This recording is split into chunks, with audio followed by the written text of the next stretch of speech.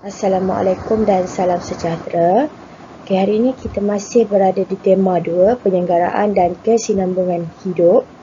Bidang pembelajaran 5, genetik. Standard kandungan untuk hari ini kita fokus 5.1 sahaja, iaitu pembahagian sel.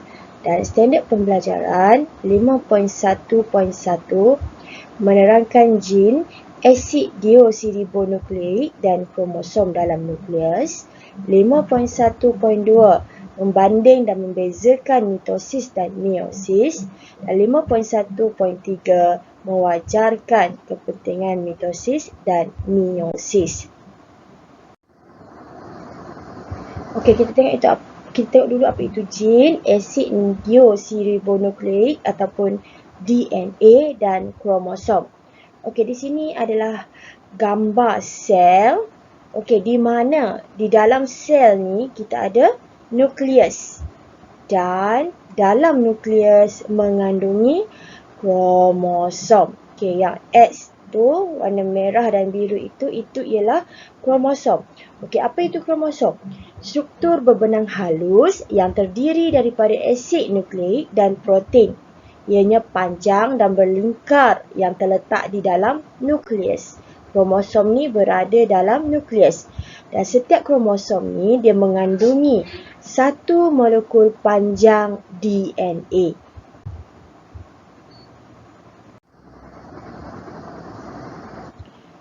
Asid deoksiribonukleik ataupun singkatannya DNA terdiri daripada unit-unit asas yang dikenali sebagai nukleotida. Jadi setiap unit nukleotida ni dia ada 3 komponen, iaitu gula deoksiribosa, baz bernitrogen dan juga kumpulan fosfat. Manakala DNA terdiri daripada 2 rantai polinukleotida yang berpintal antiselari antara satu sama lain membentuk struktur yang dikenali sebagai heliks ganda 2. Gen ialah unit asas pewarisan yang menentukan ciri-ciri individu. Gen ini berfungsi mengawal ciri-ciri yang diwarisi dalam organisma. Contohnya kebolehan menggulung lidah pada manusia, bentuk biji kacang pi dan warna bulu pada kucing. Gen ini tersusun sebagai segmen pada DNA di sepanjang kromosom. Apa kaitan antara kromosom, DNA dan juga gen? Kalau awak tengok cikgu dah cakap tadi, kita ada sel. Dalam sel ada nukleus. Dalam nukleus ada kromosom. Dan dalam kromosom tu ada DNA. Ataupun tengok contoh. Dalam kromosom ada DNA, dalam DNA ada gen. Struktur kromosom. Kalau satu macam ni kita panggil satu kromatik. Tapi kalau 2 macam ni membentuk huruf X, kita panggil kromatik kembar. Dan kalau awak nampak di tengah-tengahnya ada macam satu ikatan. So ikatan tu kita panggil sentrometer. Satu gen yang memprogramkan warna kulit dan satu gen yang memprogramkan warna rambut. So setiap kromosom ni dia ada beberapa jenis gen, iaitu sehingga 200 hingga 300 gen bagi setiap kromosom. Setiap spesies di dunia ini mempunyai bilangan kromosom yang tetap, bilangan kromosom yang sama ya. Sel soma yang normal mengandungi 46 kromosom. Dan setiap kromosom ni dia wujud secara berpasangan mengikut bentuk dan saiz serupa yang kita kenali sebagai kromosom homolog. Dan susunan kromosom homolog ni kita panggil sebagai kariotip. So gambar kat sini, ini ialah kariotip manusia bagi lelaki dan perempuan. So kalau murid boleh tengok dekat sini, pasangan kromosom terakhir iaitu pasangan kromosom ke-23 yang saya tanda bulat merah tu, itu dikenali sebagai kromosom seks yang menentukan jantina bayi.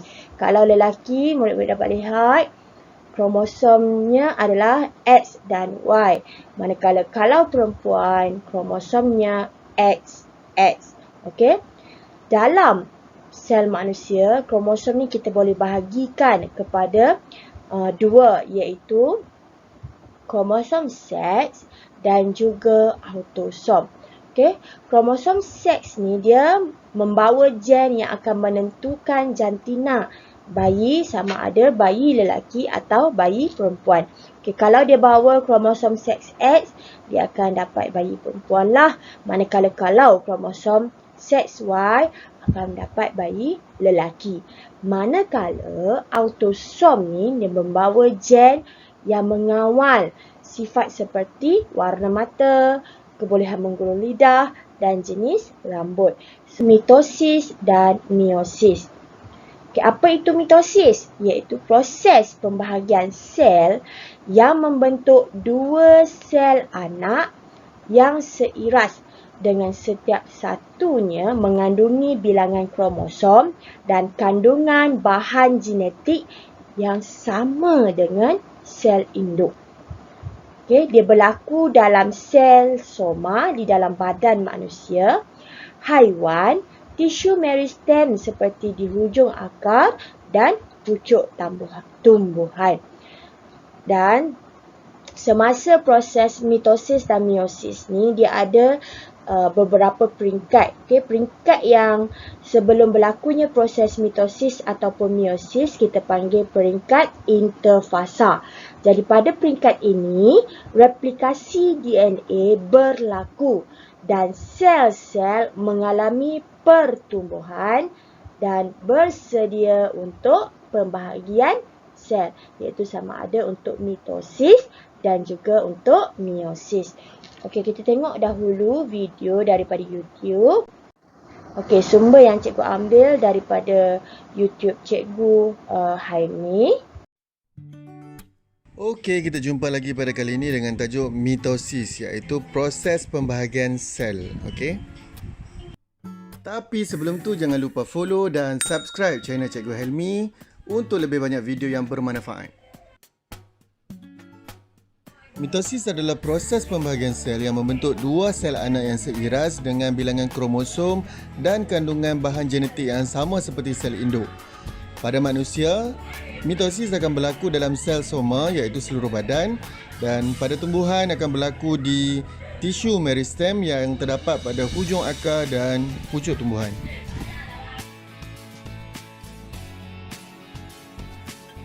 Okey, tak nak buang masa, jom kita pergi tengok apa fasa yang ada dalam mitosis. Jom.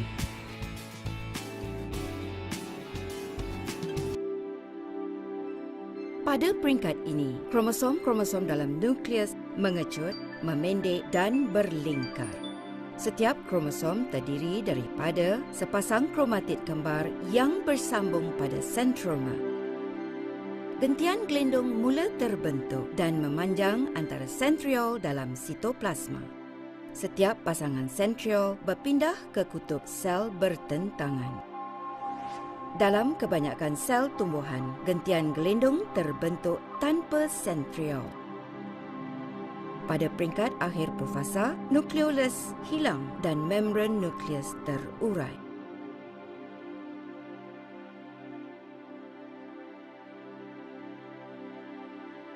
Fasa yang kedua dalam mitosis ialah metafasa. Kromatid terikat dengan gentian gelindung pada sentromanya. Sekarang, sentroma semua kromosom tersusun sebaris di tengah-tengah sel pada satah khatulistiwa. Ketika ini, kromatid kembar masih terikat antara satu sama lain di sentroma.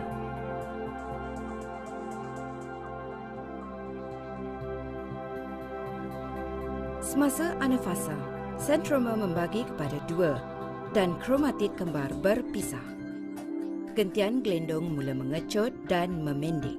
Ini menyebabkan kromatid kembar tertarik ke kutub sel yang bertentangan. Kromatid yang telah berpisah ini dikenali sebagai kromosom anak. Pada akhir fasa ini, setiap kutub sel mempunyai satu set kromosom yang sama.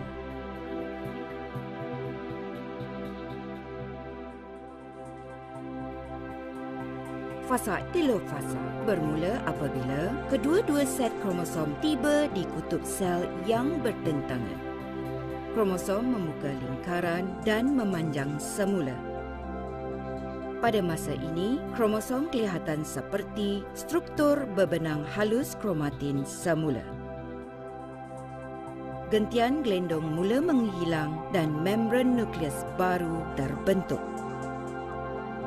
Nukleolus terbentuk semula dalam setiap nukleus. Dengan ini, proses mitosis akan tamat dan menjalani sitokinesis.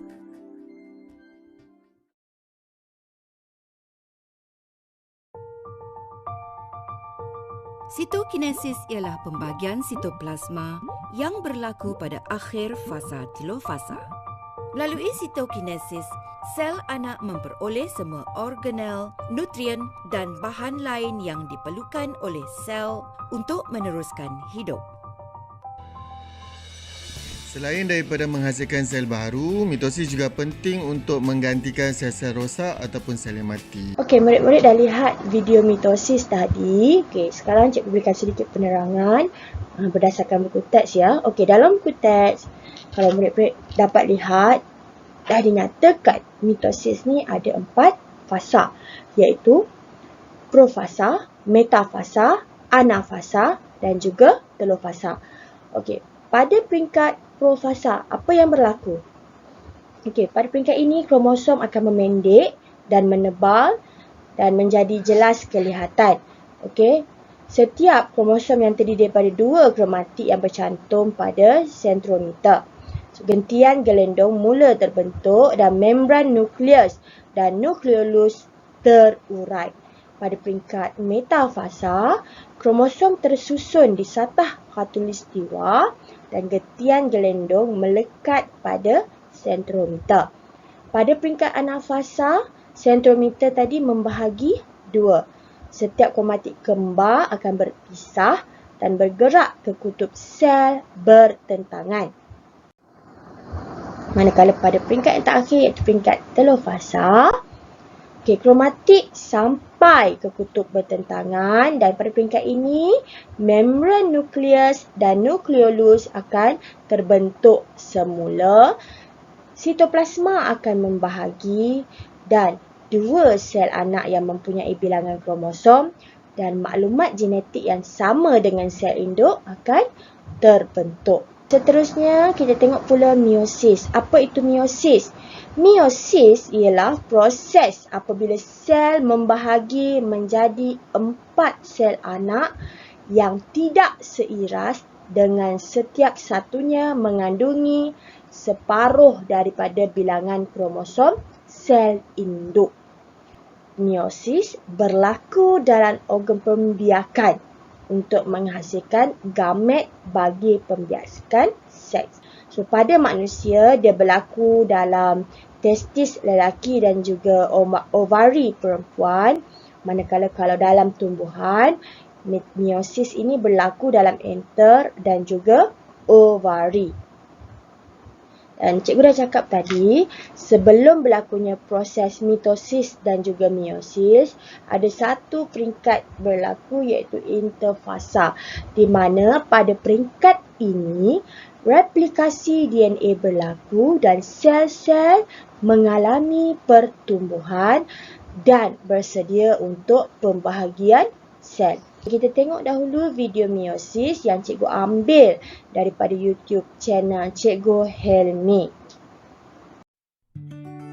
Okey, kali ini kita nak belajar pasal meiosis, iaitu proses di mana sel membahagi menjadi 4 sel anak yang tidak seiras dengan setiap satunya ada separuh daripada bilangan kromosom daripada sel induk. Jom. Tapi sebelum tu jangan lupa follow dan subscribe channel Cikgu Helmi untuk lebih banyak video yang bermanfaat. Meiosis adalah proses pembahagian sel yang berlaku pada organ pembiakan manusia dan juga haiwan, iaitu pada testis dan juga pada ovari. Adik-adik tahu tak kat mana dua benda tu? Selain daripada manusia dan haiwan, tumbuhan juga melakukan proses meiosis, iaitu berlaku pada enter dan juga pada ovari. Dan jom kita tengok macam mana berlakunya proses meiosis tu. Meiosis akan berlaku pada dua peringkat, iaitu meiosis 1 dan meiosis 2.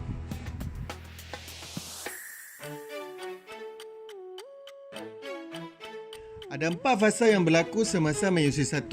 Saya mudahkan penghafalannya dengan melalui kod Pak Man, iaitu profasa, metafasa, anafasa dan telofasa. Sekarang jom kita dengar apa penjelasan bagi setiap fasa tu. Profasa 1 bermula apabila kromosom berpintal dan memendek. Setiap kromosom terdiri daripada kromatid kembar. Kromosom-kromosom homolog berdekatan dengan pasangan masing-masing melalui proses sinapsis. Salah satu kromosom dalam pasangan homolog berasal daripada induk jantan dan satu lagi daripada induk betina. Setiap pasang terdiri daripada 4 kromatid yang disebut bivalent atau tetrad. Pertukaran segmen tertentu rantai DNA antara 2 kromatid yang bukan kembar berlaku. Proses ini dikenali sebagai pindah silang. Tapak kromatid bersilang disebut kiasma. Pindah silang berbentuk kombinasi gene yang baru dan menghasilkan variasi dalam sel. Nukleolus dan membran nukleus menghilang. 2 pasang sentriol bergerak ke kutub yang bertentangan. Gentian gelendung terbentuk di antara 2 sentriol.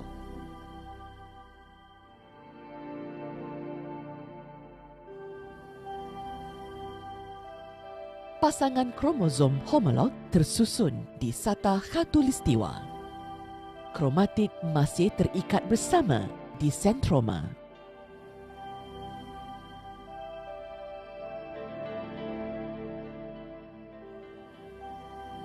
Gentian gelendung mengecut dan menarik kromosom homolog berjauhan. Kromosom-kromosom tiba di kutub sel yang bertentangan.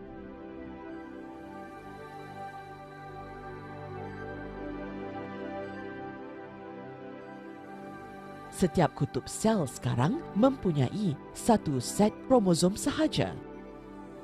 Gentian gelendung mula menghilang ketika ini. Membran nukleus baru terbentuk dan nukleolus muncul semula. Sitokinesis berlaku untuk menghasilkan 2 anak sel haploid kerana nukleus hanya mengandungi satu set kromosom. Meiosis 2 mengikut sejurus selepas sitokinesis.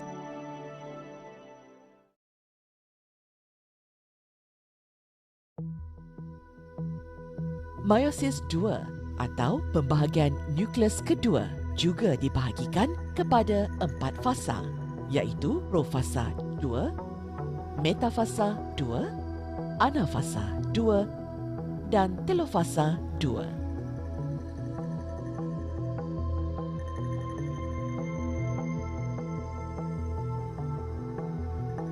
Pada peringkat ini, 2 sel anak bersedia untuk membahagi. Membran nukleus dan nukleolus mula menghilang.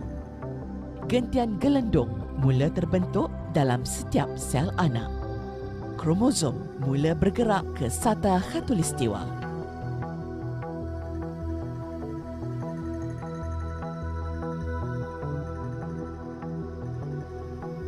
Metafasa 2 bermula apabila kromosom tersusun pada satah khatulistiwa.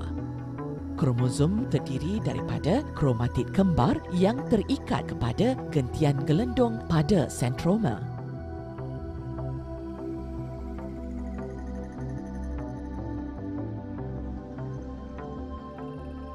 Sentroma kromatid kembar mula membahagi. Pasangan kromatid berpisah dan bergerak ke kutub bertentangan di sepanjang gentian gelendung.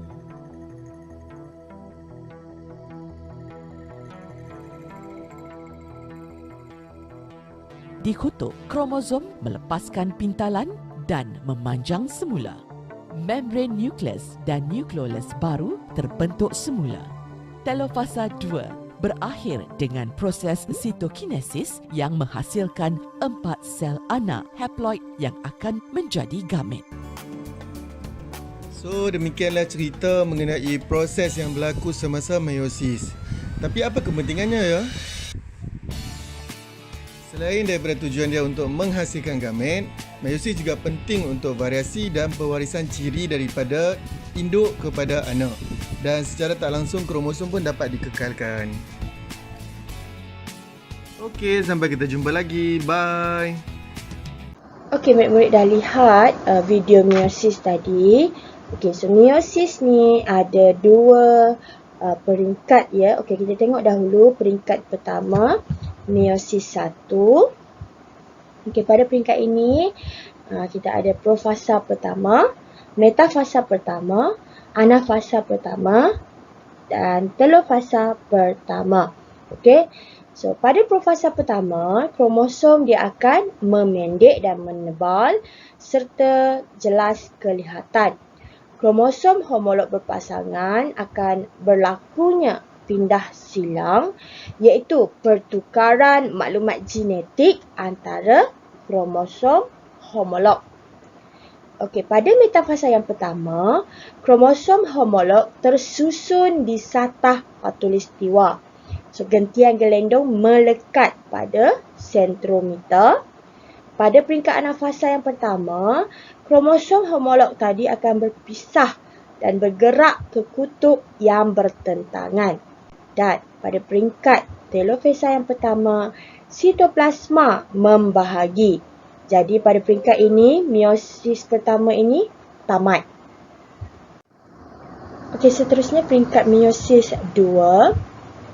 Okey, kita ada profasa peringkat 2, metafasa peringkat 2, anafasa peringkat 2 dan telofasa peringkat 2. Kita tengok dahulu profasa peringkat 2 apa yang berlaku. Okey, pada peringkat ini gentian gelendong akan mula terbentuk. Pada peringkat metafasa kedua, kromosom tersusun di satah khatulistiwa. Gentian gelendong akan melekat pada sentrometer. Pada anafasa kedua, sentrometer akan membahagi kepada 2 dan kromatik kembar berpisah dan bergerak ke kutub sel yang bertentangan. Dan pada peringkat yang terakhir iaitu telofasa kedua, 4 sel anak yang tidak seiras ataupun gamet dan mempunyai bilangan kromosom separuh daripada bilangan kromosom sel induk akan terbentuk. Okey, kita tengok apakah sebenarnya persamaan dan perbezaan antara mitosis dengan meiosis. Okey, cikgu dah buat dalam bentuk jadual mitosis dan meiosis. Okey, yang dua atas ini ialah persamaan, iaitu persamaan antara mitosis dengan meiosis. Dia merupakan replikasi DNA dan merupakan pembahagian sel. Manakala perbezaannya, mitosis ni dia berlaku di sel soma, manakala meiosis berlaku di sel pembiakan. Mitosis menghasilkan 2 sel anak, meiosis menghasilkan 4 sel anak. Mitosis dia tiada pindah silang berlaku, tetapi meiosis ada pindah silang. Mitosis, sel anak yang dihasilkan tadi seiras dari segi genetik. Manakala meiosis, sel anak yang dihasilkan berbeza dari segi genetik. Mitosis tiada variasi, meiosis ada variasi. Dan bilangan kromosom sel anak adalah sama dengan sel induk bagi mitosis. Manakala bilangan kromosom sel anak adalah separuh daripada sel induk bagi meiosis. Okey, dan yang terakhir kita tengok apakah kepentingan mitosis dan meiosis. Okey, untuk mitosis yang penting untuk pertumbuhan organisma. menggantikan sel rosak dan pembiakan aset, manakala untuk meiosis ianya adalah penting untuk penghasilan gamet. Okey, kita tengok proses pertumbuhan yang berlaku pada hujung akar tumbuhan dan proses menggantikan sel-sel yang rosak. Okey, kalau tangan kita ada luka, akan berlakulah proses mitosis, okey, untuk penyembuhan dan penting untuk pembiakan aset dalam ameba sp. Okey, ini pentingnya mitosis. Okey, itu sahaja untuk hari ini. Sekian, terima kasih.